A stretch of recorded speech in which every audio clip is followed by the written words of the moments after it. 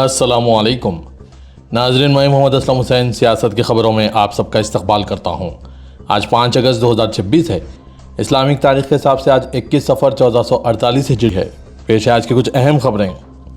آج 4 شنبے کو آرٹیکل 370 کی تنسیخ کی 7ویں سالگرہ کے پیش نظر جموں کشمیر بھر میں سیکیورٹی بڑھا دی گئی ہے۔ حکام نے مرکز کے زیر انتظام علاقے میں کثیر سطحی سیکیورٹی گرد قائم کیا ہے۔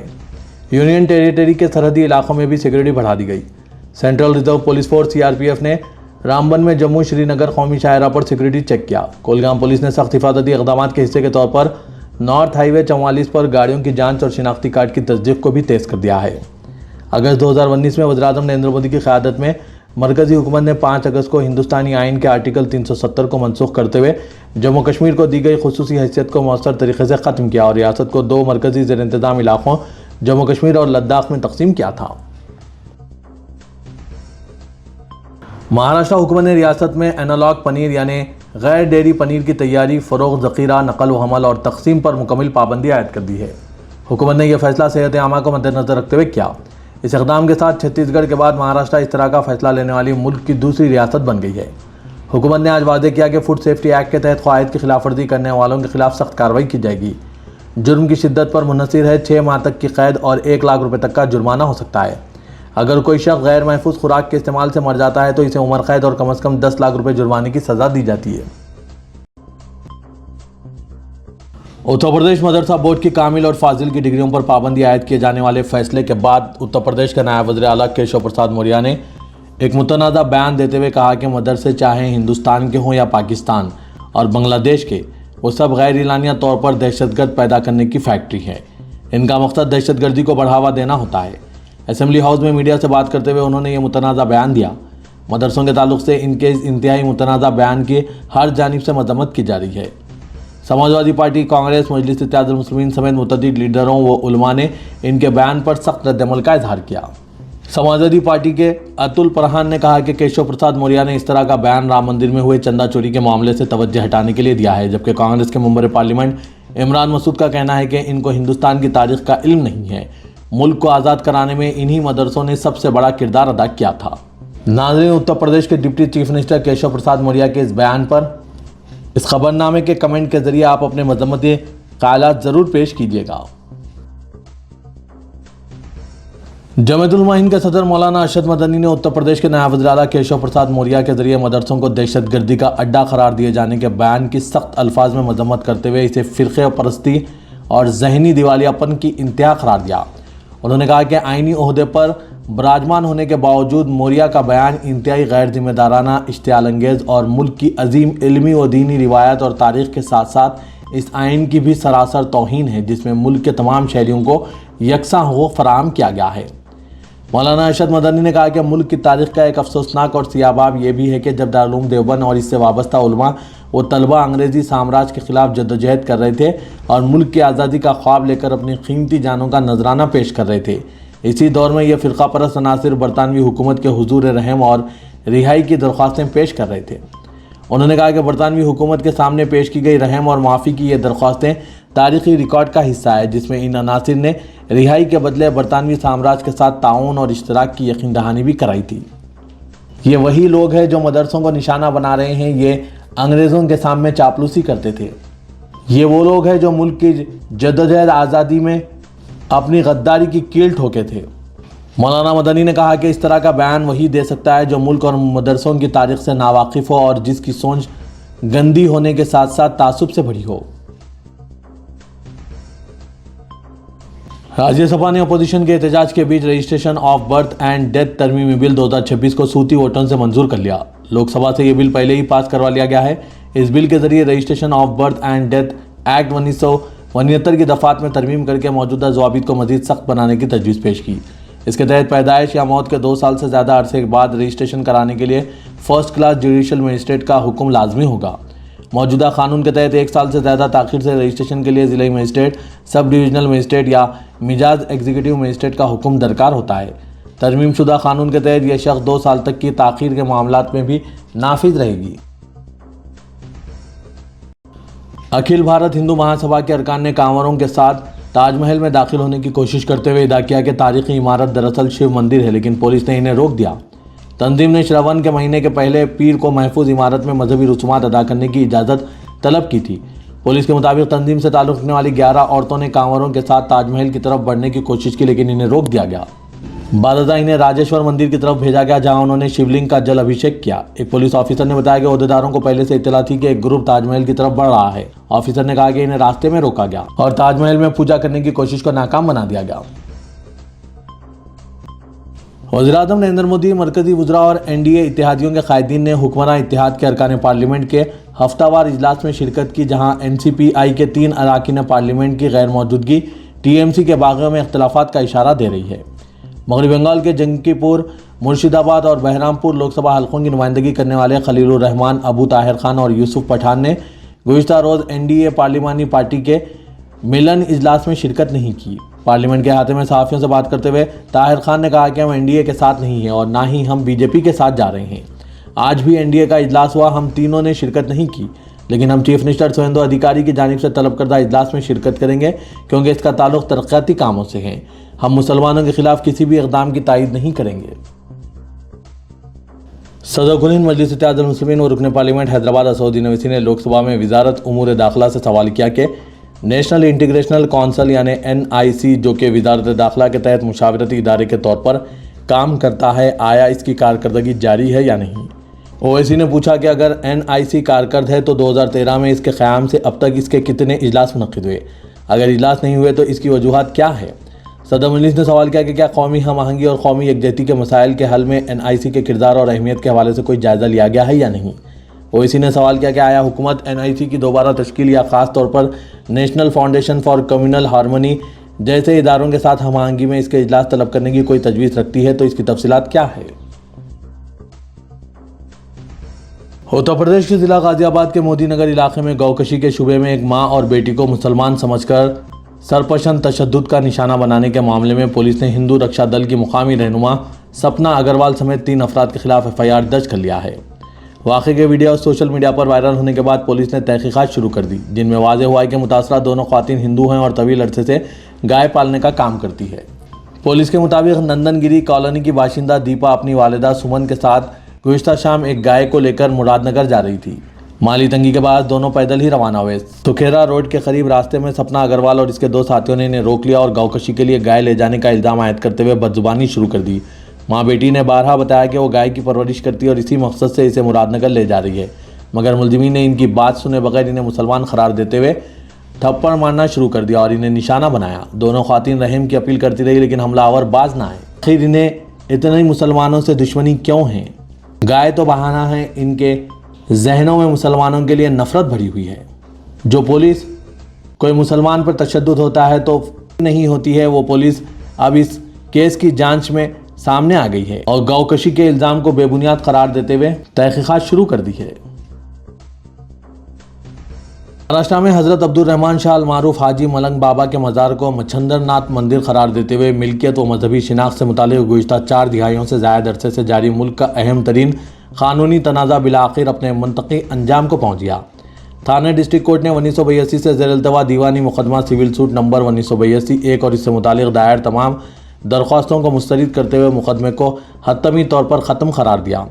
अदालत ने अपने तफसीली हुक्म में कहा है कि असल मदियान की वफ़ात के बाद मुकर्ररा कानूनी मुद्दत में इनके कानूनी विरसा या नुमाइंदों की जानिब से मुकदमे की मौसर पैरवी नहीं की गई और बरसों की गैर मामूली ताख़ीर का कोई काबिल कबूल कानूनी जवाब भी पेश नहीं किया गया, इसलिए यह मुकदमा कानूनन साक़ित हो चुका है। कोर्ट ने साथ ही कहा कि इसे दोबारा जिंदा करने की तमाम कोशिशें नाकाबिल कबूल है। मंगल को फुकेट से दिल्ली आने वाला एयर इंडिया का तैयारा AI 2369 दौरान परवाज गैर मामूली टर्बुलेंस यानी झटकों का शिकार होकर चंद मिनटों में 300 फीट नीचे आ गया। तैयारे में सवार मुसाफिरों के मुताबिक तैयारा कमोबेश 3 मिनट तक झटके खाता रहा और नीचे की तरफ गिरता रहा, जिसकी वजह से अंदरून तैयारा अफरा तफरी मच गई और मुसाफिर यहाँ वहाँ टकराने लगे। नतीजे में हमले के 4 अराकीन समेत 14 अफराद जख्मी हुए। बहरहाल तैयारा बाहिफाजत दिल्ली एयरपोर्ट में उतर गया।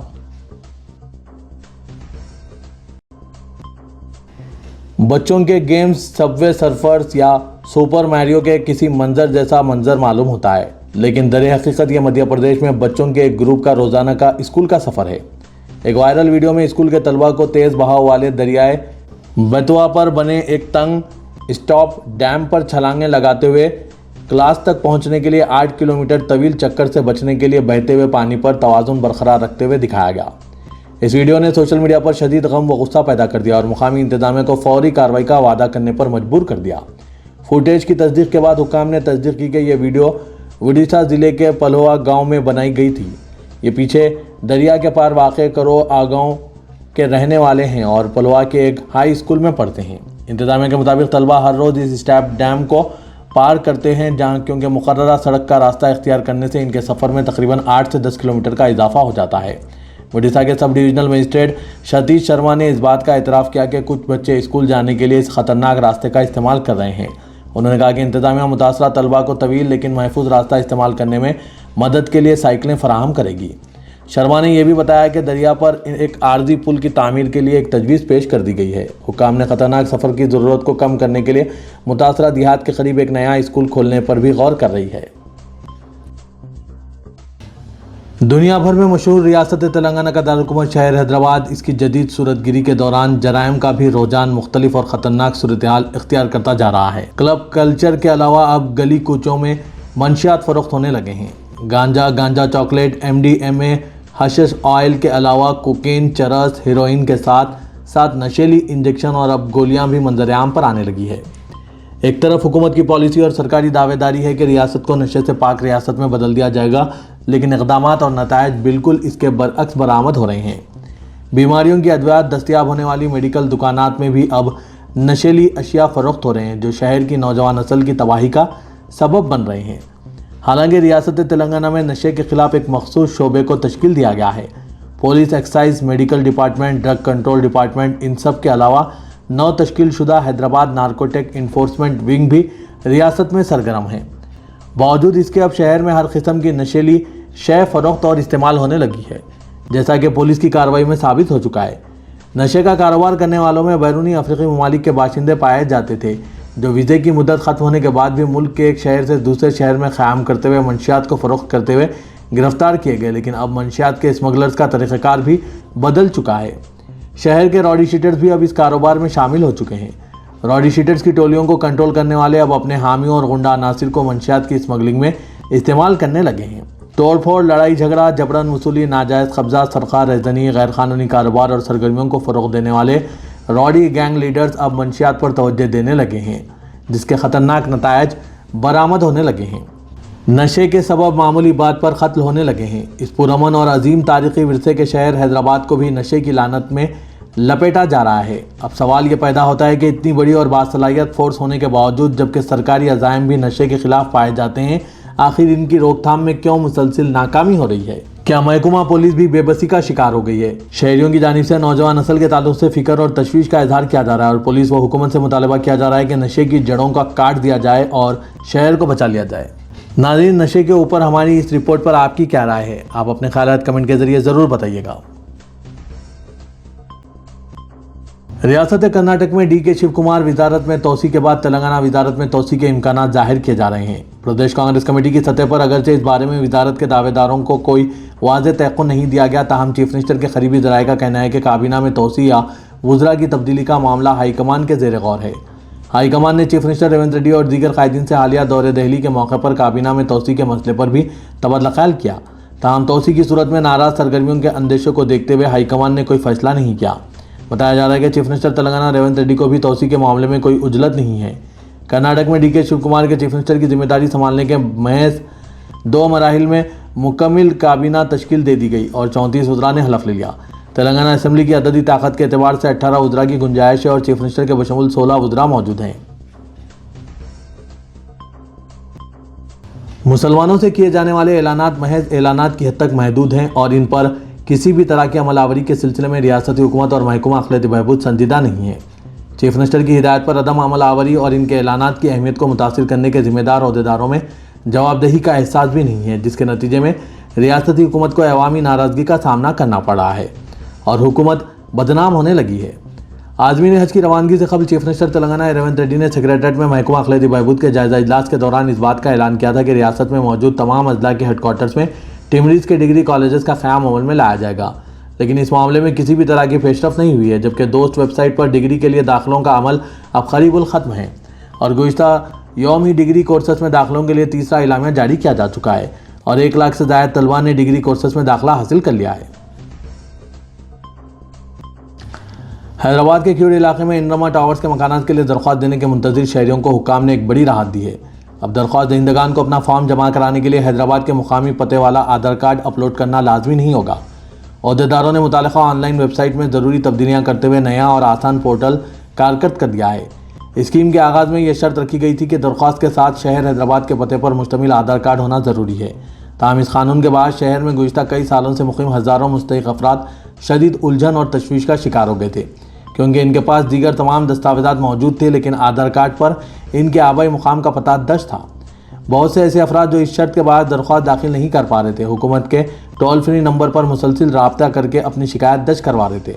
عوام کی اس بڑی پریشانی کو مد نظر رکھتے ہوئے عہدیداروں نے فوری اقدام کرتے ہوئے پورٹل میں ترمیم کرنے کا فیصلہ کیا۔ درخواست گزار اب اپنے آدھار کارڈ کے بجائے ووٹر شناختی کارڈ، ڈرائیونگ لائسنس یا بینک پاس بک میں کسی بھی ایک دستاویز کو بطور شناختی ثبوت اپلوڈ کر سکتے ہیں۔ نوجوانوں، طلباء اور ملازمت کے خواہش مند افراد کو جدید دور کی پیشہ ورانہ مہارتوں سے آراستہ کرنے کے مقصد سے سیاست نے ایک جامع ڈیجیٹل مارکیٹنگ کورسز شروع کرنے کا اعلان کیا ہے۔ اس کورس کا مقصد شرکاء کو جدید ڈیجیٹل مارکیٹنگ کے عملی علوم اور تکنیکیوں سے روشناس کرانا ہے تاکہ وہ بہتر روزگار حاصل کر سکیں یا اپنے کاروبار کو آن لائن کامیابی کے ساتھ فروغ دے سکیں۔ وزارت سیاست کے محبوب حسین جگر کیریئر گائیڈنس سینٹر واقع دفتر سیاست ہیبٹس میں digital marketing with a I tools کا ڈیمو 6 اگست بروز جمعرات شام 7 بجے سے عمل میں لایا جا رہا ہے۔ خواہش مند امیدوار اس سنہرے موقع سے استفادہ حاصل کریں۔ کورسز میں search engine optimization, social media marketing, search engine marketing, Google ads, Meta ads, content marketing, email marketing, website management, مصنوعی ذہانت پر مبنی یعنی اے آئی پر مبنی مارکیٹنگ ٹولز، ویب انالیٹکس اور آن لائن برانڈنگ جیسے اہم موضوعات شامل ہیں۔ شرکاء کو عملی پروجیکٹس پر کام کرنے اور ماہرین سے رہنمائی حاصل کرنے کا بھی موقع فراہم کیا جائے گا۔ آج کے اس ڈیجیٹل دور میں تقریباً ہر کاروبار اپنی خدمات اور مصنوعات کو آن لائن فروغ دے رہا ہے، جس کے بعد ڈیجیٹل مارکیٹنگ ماہرین کی مانگ میں مسلسل اضافہ ہو رہا ہے۔ یہ کورس طلباء، گریجویٹس، کاروباری افراد، ملازمت پیشہ افراد اور فری لانسنگ میں دلچسپی رکھنے والوں کے لیے یکساں طور پر مفید ہے۔ عمر کی کوئی قید نہیں ہے، کوئی بھی افراد ان کورسز سے استفادہ حاصل کر سکتے ہیں۔ مزید تفصیلات کے لیے ان فون نمبرات پر رابطہ پیدا کیجیے۔ فون نمبر ہے 9393876978 9652813994۔ تلنگانہ کے وزیر اعلیٰ ریونت ریڈی نے اعلیٰ عہدیداروں کو ہدایت دی ہے کہ پولیس ملازمتوں میں تقررات کا عمل انتہائی سخت اور منظم طریقے سے انجام دیا جائے۔ حکومت کی جانب سے حال ہی میں جاری کردہ اعلامیہ کے مطابق 7437 جائیدادوں پر تقررات کے عمل کے بارے میں انٹیلیجنس اداروں نے وزیر اعلیٰ کو اہم معلومات فراہم کی۔